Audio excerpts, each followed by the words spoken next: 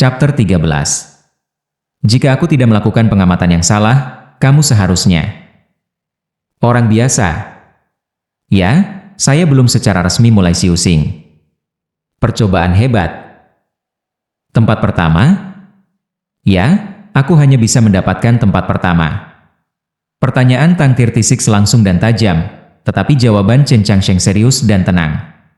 Itu seperti menggambarkan hal yang sangat mendasar. Seperti bagaimana orang harus makan daging dan sayuran untuk menjaga keseimbangan dalam tubuh mereka, jangan makan hal-hal yang terlalu asin atau berminyak, dan harus tidur lebih awal dan bangun lebih awal. Mereka akan memiliki tubuh yang sehat dengan cara ini. Hidup adalah makan, minum, mencerna, dan tidur.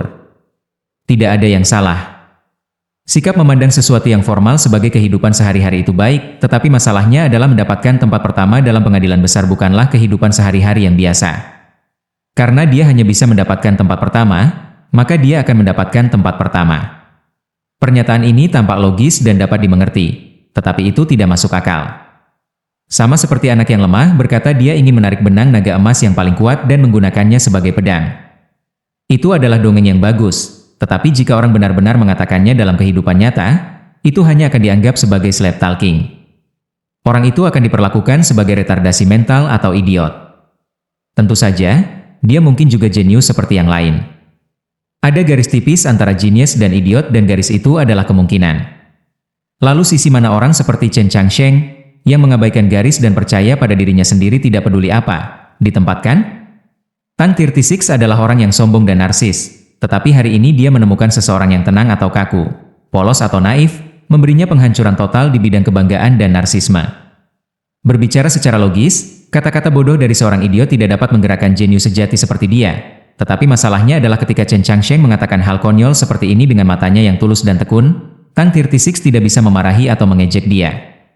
Di lubuk hatinya yang paling dalam, ia merasa bahwa kemungkinan yang mustahil mungkin benar-benar ada. Kenapa ini? Dia belum pernah bertemu orang seperti Chen Changsheng sebelumnya. Dia melakukan hal-hal dengan benar dengan cara yang benar karena itu dia berani dan dia benar. Karena itu, Anda tidak dapat menemukan cara untuk membalas komentarnya. Perasaan tanpa kata ini, itu sebabnya Tang 36 tidak menjawab dan berpidato pada dirinya sendiri. Jika Tang 36 tahu bahwa Chen Changsheng meninggalkan Nyonya Su, wanita paruh baya, dan pembantu Shuang Er di Istana Jenderal tanpa kata-kata juga, maka dia akan merasa nyaman dan menjadi simpatik bagi mereka. Setelah menghabiskan teh dan hampir memakan daun teh di cangkir, Tang 36 akhirnya terbangun dari keterkejutan sebelumnya. Dia memandang Chen Changsheng, yang ekspresinya tidak berubah sedikit pun seolah-olah dia tidak mengatakan kalimat sebelumnya. Tang tidak bisa membantu tetapi menggelengkan kepalanya dan berpikir pada dirinya sendiri, orang ini tampaknya lebih menarik daripada yang saya pikirkan. Bahkan tidak ada waktu 1 tahun. Walaupun saya menghargai keinginan Anda, berbicara secara logis, saya benar-benar tidak bisa memberi Anda kata-kata berkat karena itu akan membuat saya tampak palsu. Saya hanya ingin memperingatkan Anda, rumah Yudong Genera tidak akan mudah menyerah. Tang 36 tidak tahu apa dendam antara Chen Changsheng dan Menshang Jenderal Yudong, tetapi dia berpikir bahwa ibu kota berada di bawah kekuasaan Ratu Surgawi. Jika Menshang Jenderal Yudong menggunakan beberapa taktik rendah untuk mengganggu masa depan Chen Changsheng, mereka tidak akan melakukan hal-hal yang jauh dari tangan. Chen Changsheng terdiam untuk sementara waktu dan berbicara, saya akan mencoba untuk menghindari mereka. Tang 36 bertanya, tapi apakah kamu bisa? Bahkan Starseeker tidak menerima Anda. Chen Changsheng menjawab, ini adalah hal yang saya tidak mengerti. Tang 36 berkata, rumah Jenderal Yudong tidak dapat mempengaruhi Akademi Starseeker, Su Xidong tidak memiliki kemampuan untuk melakukan itu. Aku telah mendengar. Seseorang di istana berbicara, itu sebabnya saya benar-benar ingin tahu tentang masalah Anda dengan rumah Jenderal. Apa rahasia yang bahkan istana terseret ke masalah ini? Sekarang Chen Changsheng tahu alasan Akademi Starseeker tidak menerimanya. Dia kaget dan tidak bisa berkata-kata. Setelah sadar, ia merasa jauh lebih baik Akademi Starseeker yang sangat ia hormati menghadapi kekuatan yang tak terkalahkan. Itu sebabnya mereka melakukan tindakan tidak sopan. Pertanyaan selanjutnya adalah, mengapa ada kekuatan yang tak terkalahkan? Mari kita tidak berbicara tentang benua barat yang jauh dan mistis. Ada banyak tempat misterius di benua tengah yang tidak bisa didatangi warga biasa. Misalnya, faksi besar di selatan, kota Sui di utara. Tapi sejak dinasti Yo memimpin manusia menuju kemenangan dalam perang dengan ras iblis, istana kerajaan Yo menjadi kekuatan yang paling tak terkalahkan. Rumor mengatakan bahwa ada Siu Singist yang tak terhitung menjaga istana. Rumor lain mengatakan bahwa Kasim tua itu adalah Siu Singist dari tahap Star Fusing. Rumor bahkan mengatakan ada naga raksasa yang setia dan kuat.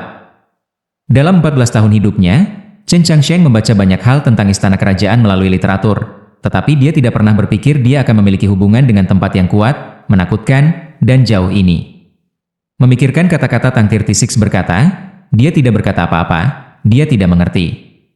Ada anjing yang tak terhitung jumlahnya melayani Ratu Surgawi. Su Shiji adalah yang menakutkan. Tetapi bahkan dia tidak punya cara untuk memindahkan orang-orang di istana kerajaan untuk memberi tekanan pada Akademi Star Seeker. Bahkan jika dia bisa, dia akan menggunakan banyak sumber dayanya. Kemudian, hal yang dia tidak perlu menggunakan banyak sumber daya tetapi orang-orang di istana bersedia melakukan. Berbicara di sini, pikiran kusut Tang 36 tiba-tiba menjadi jelas.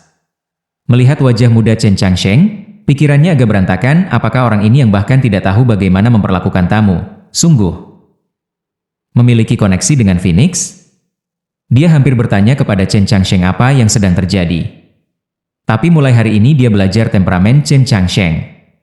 Bahkan dia tidak mau berbicara, maka apapun yang terjadi dia tidak akan mengatakan apa-apa.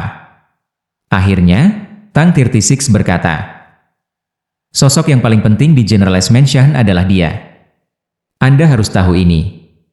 Setelah mengatakan kalimat ini, dia menatap mata Chen Changsheng untuk waktu yang lama. Chen Changsheng terdiam untuk waktu yang lama dan tiba-tiba dia bertanya, orang seperti apa? Dia? Ekspresi Tang 36 tidak berubah, tetapi sebuah tsunami muncul di hatinya. Dari kalimat Chen Changsheng ini dan sedikit perubahan ekspresinya ketika dia mengucapkan kata-kata itu, Tang 36 tahu bahwa ada masalah antara dia dan Phoenix itu. Tapi dia masih tidak tahu masalah apa. Sulit menggambarkannya sebagai pribadi. Tidak ada yang istimewa dengan kepribadiannya dalam rumor atau deskripsi orang lain. Tang 36 berkata dan menyadari itu sulit untuk dijelaskan. Lalu dia melihat mata Chen Changsheng dan tiba-tiba menyadari sesuatu. Dia sangat mirip denganmu. Dia juga orang yang membuat orang lain tidak bisa berkata-kata. Tentu saja, alasan bagimu untuk meninggalkan orang lain tanpa kata adalah karena sikapmu terlalu tenang dan kata-katamu terlalu langsung. Orang-orang merasa sangat melankolik setelah mendengar Anda berbicara bahwa mereka ingin batuk darah. Rumor mengatakan dia tidak banyak bicara dan juga tidak muncul di depan banyak orang. Tapi dia mirip dengan Anda, dia juga membuat orang batuk darah. Chen Changsheng bingung.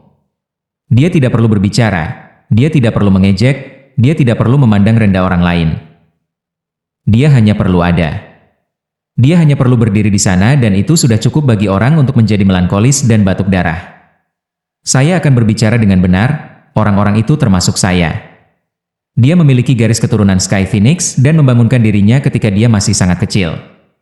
Cara siusinya halus dan dia cerdas. Terlepas dari bakatnya, usahanya juga merupakan kedudukan tertinggi. Segala sesuatu tentang dirinya adalah yang terbaik. Tidakkah Anda pikir orang-orang seperti suka tidak bisa mengendalikan diri? Bahkan seorang jenius sepertiku merasa putus asa di depannya. Orang seperti ini yang membuat orang tak bisa berkata-kata benar-benar benci. Tang 36 menatapnya dan berkata, kamu berdua adalah teman yang membuat orang lain tidak bisa berkata-kata. Tetapi cara Anda benar-benar berbeda. Dia benar-benar spesial. Banyak orang berpikir bahwa mungkin hanya Qiu Shanjun yang bisa menghadapi gadis seperti ini dan menjadi tenang. Setelah menyelesaikan kalimatnya dan dia melihat bahwa Chen Changsheng tidak mengatakan apa-apa. Dia kemudian mengucapkan selamat tinggal dan meninggalkan kedai minuman. Setelah anak muda kemeja biru pergi, Chen Changsheng membersihkan meja sampai tidak ada debu tersisa di atasnya. Dia tidak mandi atau membaca buku, yang jarang terjadi. Dia berjalan ke tengah halaman dan memindahkan kursi bambu di bawah pohon. Dia memandangi bintang-bintang indah di langit melalui dedaunan dan bunga yang berserakan. Tidak ada ekspresi di wajahnya. Dia mendengar nama-nama Su Yurong dan Qiu Shangjun sekali lagi. Meskipun ekspresinya tidak berubah, suasana hatinya berubah. Mengesampingkan semuanya, dia masih remaja. Meskipun dia tidak menyukai perasaan masam itu, perasaan itu naik dari dalam hatinya 2 kali sejak dia tiba di ibu kota. Dia marah karena dia gagal diterima oleh akademi selama 4 kali karena mensyah jenderal. Istana kerajaan mengirim orang untuk menekan Akademi Starseeker bukan untuk jenderal tetapi untuknya, yang membuatnya semakin marah. Dengan kemarahan di atas perasaan masam, dia menyadari bahwa dia tidak menyukai gadis yang bernama Su Yurong lebih dan lebih. Ketika dia masih kecil dan tinggal di kuil, dia berkata kepada seniornya bahwa dia mungkin membenci orang, tetapi dia tidak akan membenci mereka. Tetapi sekarang dia mulai tidak menyukai gadis muda itu. Ya, bahkan jika dia jenius. Sky Phoenix yang membuat semua jenius dari faksi yang berbeda terdiam, dalam pikiran Chen Changsheng, dia masih seorang gadis kecil. Dia ingat dengan sangat jelas, dia dilahirkan pada tanggal 11 November dan dia lebih muda darinya pada 3 hari. Bahkan jika dia lebih muda darinya pada suatu hari dia masih kecil, berbicara kurang dari 3 hari. Dia benar-benar tidak menyukai wanita bernama Su Yurong. Suasana hati Chen Changsheng menjadi lebih buruk dan lebih buruk. Dia berpikir, mengapa Tuan mengatur pernikahan seperti itu untuknya? Dia turun dari kursi dan mengeluarkan sebuah gulungan yang terbuat dari bambu dari ikat pinggangnya dan memasukkannya ke dalam kotak terdalam di kopernya. Kemudian dia mulai mencuci muka dan tangannya. Setelah membersihkan diri, suasana hatinya menjadi lebih baik. Ada janji pernikahan di kotak itu. Dia menerima benda kecil yang terbuat dari bambu dari ibu kota ketika dia berusia 11 tahun. Dia ingat bangau putih yang mengirim pesan beserta sumpahnya. Dia ingat kata-kata dalam surat itu dan dia ingat setelah hari itu, bangau putih tidak pernah datang lagi. Malam ini, sebuah bangau putih mendarat di atas perawan gunung di selatan. Di bawah langit yang penuh bintang, seorang gadis muda duduk di sebelah tebing.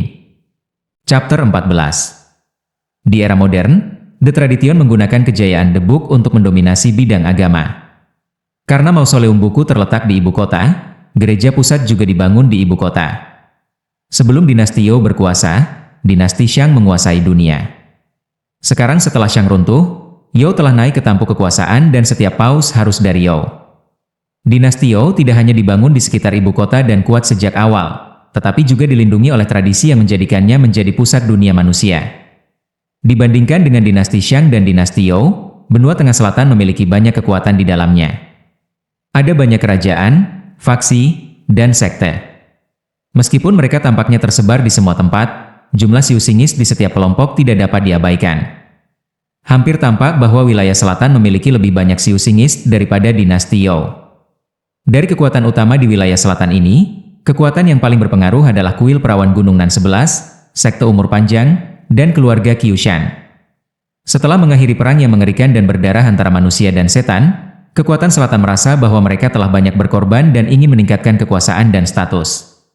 Mereka percaya bahwa mausoleum buku milik seluruh dunia manusia dan tidak boleh dikendalikan oleh dinasti Youo saja, seperti bagaimana penjelasan buku tidak boleh dikendalikan oleh paus yang mewakili tradisi. Karena alasan ini, kekuatan selatan berdebat dengan 3 kaisar dinasti Youo sebelumnya tentang prosedur dan nama pengadilan besar. Selain itu, tradisi juga terpecah menjadi 2 faksi, utara dan selatan. Meskipun sekte selatan masih menjadi milik tradisi, ia hanya memandang paus sebagai pemimpin spiritual. Kekuatan sebenarnya di tangan sekte perawan. Para perawan dari sekte selatan selalu merupakan Siu Xings yang terkuat. Tetapi karena mereka perlu menyeimbangkan perjuangan antara berbagai kekuatan di selatan dan tidak memiliki pasukan untuk mendukung, kekuatan dan status mereka yang sebenarnya lebih rendah daripada paus utara. Meskipun demikian, mereka selalu merupakan karakter yang paling dihormati dan mulia di selatan. Mereka memiliki kekuatan dan status yang sama dengan paus utara, secara spiritual dan religius. Karena perawan dari sekte selatan adalah gelar dan status istimewa, itu selalu ditunjuk untuk seorang wanita selatan. Tidak ada satu pengecualian untuk beberapa ribu tahun. Hanya sampai sekarang ada kemungkinan pengecualian. Setiap perawan dari sekte selatan berasal dari kuil Nan 11. Karena itu, gunung tempat fraksi ini bernama Gunung Perawan. Dan saat ini hanya ada satu murid di kuil Nan 11. Magang adalah seorang gadis bernama Su Yurong. Dia adalah reinkarnasi dari Sky Phoenix. Bakatnya dalam Siu Xing tidak tertandingi. Dia memahami esensi gulungan jalan dan tiba di Gunung Perawan ketika dia baru berusia 12 tahun. Semua guru dan master Gunung Perawan terkejut dan mengabaikan status warga negaranya Youo dan diumumkan ke seluruh dunia. Dia akan menjadi satu-satunya siswa perempuan kuil Nan 11. Ini berarti bahwa jika tidak ada gangguan, gadis muda bernama Su Yurong ini akan menjadi perawan sekte selatan berikutnya dan salah satu pemimpin agama tradisi. Malam itu gelap dan berat dengan bintang-bintang yang tersebar di langit. Mereka sepertinya tidak pernah bergerak, namun mereka juga tampak pindah setiap saat. Ketenangan itu menyenangkan dan menakutkan. Tidak ada apapun selain keheningan di pegunungan pada malam hari. Tiba-tiba, kicauan tajam memecahkan awan dan derek putih mendarat dari langit malam. Saat cahaya bintang bersinar di atasnya, bangau putih dalam kegelapan tampak surrealis seolah-olah terbuat dari kertas dan tidak mengandung debu. Jeritan bangau memenuhi seluruh tebing. Mungkin itu karena waktu, malam perlahan-lahan memudar menjadi terlupakan dan lampu putih muncul di kaki langit timur. Fajar telah tiba. Gadis yang duduk di tebing itu mengambil barang bawaannya dari derek putih dan mengambil surat itu. Dia membukanya tanpa peduli dan membacanya diam-diam. Selama membaca, alis tipisnya terangkat beberapa kali, tetapi dia kebanyakan tenang. Para murid memantulkan sinar matahari yang lemah seperti permukaan danau. Kulit yang indah berisi anak muda tetapi tidak dewasa. Karena wilayah selatan sangat lembab, ketika sinar matahari bertambah kuat, kabut mulai terbentuk. Cahaya itu tersebar oleh udara basah dan mendarat di wajahnya. Meskipun kulitnya tidak tampak lebih jelas, itu indah. Keindahan ini berisi jejak kekudusan dan kebenaran. Anak itu sangat aneh. Dia mengaku datang untuk membatalkan pertunangan tetapi karena beberapa alasan aneh, dia menyesali keputusannya. Saya tidak tahu apa yang dia coba lakukan. Awalnya saya pikir dia merasa malu dan berkata dengan sengaja untuk merasa lebih baik, tetapi setelah beberapa saat saya merasa bahwa ini tidak benar karena ketika dia berbicara, dia sangat tenang dan tanpa amarah. Nenek mengawasinya selama beberapa hari. Saya mendengar bahwa anak ini akan segera bangun jam 5 pagi setiap hari. Dia, seperti seorang pria kayu, memperlakukan semuanya dengan serius. Juga dia menderita misofobia, kedengarannya seperti orang-orang jahat yang kamu ceritakan sebelumnya dan membuat orang takut. Baik, Nona, saya akui bahwa dia tidak terlihat begitu buruk. Ketika saya berbicara dengannya, saya pikir dia terlihat tampan yang membuat saya merasa dekat dengannya. Tetapi yang menakutkan adalah itu adalah pertama kalinya saya melihatnya. Bocah itu tidak membicarakan pertunangan dengan publik atau siapapun. Saya tidak yakin apakah dia pintar atau hanya bodoh. Bagaimanapun, keluarga selalu mengirim orang untuk menguntitnya. Nona, saya selalu berpikir bahwa anak itu sangat munafik. Dia banyak berpikir dan banyak menuntut. Saya akan melihat situasi terakhir. Jika dia masih ingin memelintir masalah ini, Jenderal dan Madam dapat bersiap untuk melakukan sesuatu. Nona, meskipun kupikir anak itu tidak pantas mati, aku tidak menyetujui tindakannya. Dia memegang pertunangan dan mengolok-olok rumah besar itu, berpikir dia memiliki dukungan kuat. Saya merasa bahwa dia penuh dengan pembalasan. Selanjutnya, saya mendengar bahwa keluarga Qiushang akan datang ke ibu kota tahun depan untuk melamar. Bagaimana jika itu mencoba menimbulkan masalah? Gadis muda yang duduk di tebing membaca surat itu dengan tenang. Pakaiannya berkibar sepanjang angin pagi. Rambut hitamnya melayang ringan seperti sutra. Mereka semua menambahkan beberapa karakter menakjubkan ke kecantikannya. Setelah membaca, dia tetap diam untuk sementara waktu dan berbisik pada dirinya sendiri. Dia benar-benar datang ke ibu kota? Bangau putih itu sedang menunggu diam-diam di sisi sementara gadis itu sedang membaca. Bahkan ketika jongkok itu, tingginya setengah pria. Setelah melihat gadis itu menutup surat itu, bangau putih berbalik. Dulu mulutnya mendapatkan kuas pena dari suatu tempat dan ujung kuas dipenuhi tinta. Tempat di mana tinta diproduksi tidak diketahui, tetapi sebenarnya memancarkan aroma dingin. Gadis itu tersenyum dan menyentuh leher tipis keren putih yang licin itu. Dia mengambil kuas pena dan bersiap untuk menjawab, tetapi untuk sesaat dia tidak tahu apa yang harus ditulis. Dia dekat dengan kakeknya sejak usia sangat muda. Jika kakeknya tidak meninggal, dia mungkin tidak meninggalkan ibu kota dan datang ke kuil Nan 11 pada usia 12. Bahkan bangau putih di sampingnya diberikan kepadanya oleh kakeknya. Jika kakeknya ingin dia melakukan sesuatu, dia pasti akan melakukannya, tetapi pertunangan itu jelas tidak oke. Pendeta tahu kecil dari kota sebelah Ning harus memiliki nama belakang Chen? Dia sedikit mengernyit, mengingat hal-hal yang dia dengar di masa kanak-kanak, menyadari bahwa dia tidak memiliki kesan tentang pendeta kecil Tao. Dia ingat bahwa kakeknya secara khusus meminta paus kontemporer untuk mengesahkan pertunangan. Hanya pihak pria yang bisa membatalkan pertunangan. Dia kemudian ingat apa yang dikatakan Shuang Er dalam surat itu. Alis tipisnya bergerak sedikit dan berpikir dalam diam. Apakah imam kecil tahu itu benar-benar menyusahkan dan munafik? Dia ingat bahwa ketika mereka masih muda dia bukan tipe orang seperti itu. Dia tahu bahwa banyak orang di ibu kota, termasuk ayahnya, semua berharap bahwa dia akan mewakili dinasti Zhou dan menikah di selatan dan mereka sama sekali tidak akan membiarkan imam kecil tahu itu memengaruhi ini. Yang lebih ekstrim lagi, mereka kemungkinan besar akan membunuhnya jika dia mencoba. Dia berpikir bahwa pendeta tahu kecil ini benar-benar bodoh dan bodoh. Apakah dia benar-benar berpikir bahwa dia bisa mendapatkan keuntungan dari rumah jenderal hanya karena otak kecilnya yang licik? Memikirkan bagian ini, dia merasa agak tidak bahagia. Ketidakbahagiaan merupakan perasaan yang langka baginya. Dia tidak yakin apakah itu karena pendeta tahu kecil itu tidak tahu bagaimana melindungi dirinya sendiri atau... Baik, pendeta kecil tahu itu benar-benar menjengkelkan. Baik, tidak peduli berapa banyak imam tahu kecil yang berubah, pertunangan harus dibatalkan.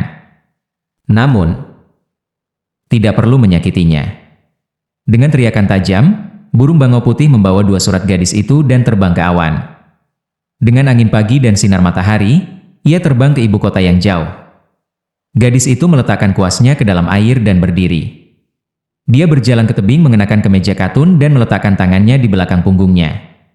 Matanya masih muda tetapi dipenuhi dengan sikap yang luar biasa. Dia adalah Phoenix muda unik di dunia. Dia adalah perawan selatan berikutnya. Dia adalah tempat pertama dalam Honor Roll of Green Cloud. Dia adalah Su Yurong.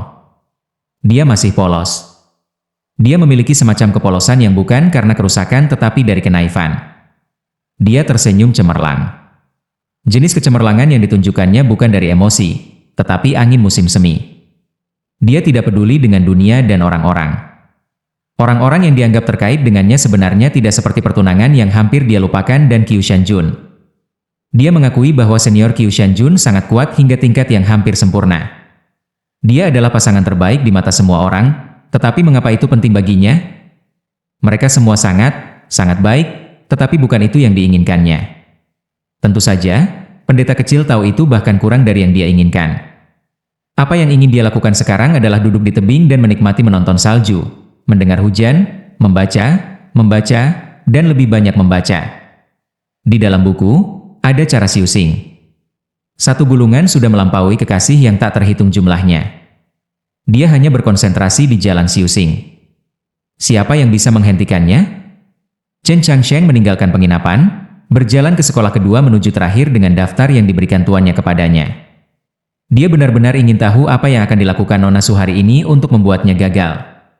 Tentu saja, bahkan jika dia gagal lagi, dia tidak akan berubah pikiran. Apa yang dia lakukan sejak dia masih muda adalah mengawasi kuil, menyapu salju, makan obat, membaca, dan lebih banyak membaca. Di dalam buku, ada cara Siu Xing. Baginya, 1 gulungan sudah melampaui 1000 gunung dan laut. Dia hanya berkonsentrasi di jalan Siu Xing. Siapa yang bisa menghentikannya? Lanjut di video chapter berikutnya. Terima kasih.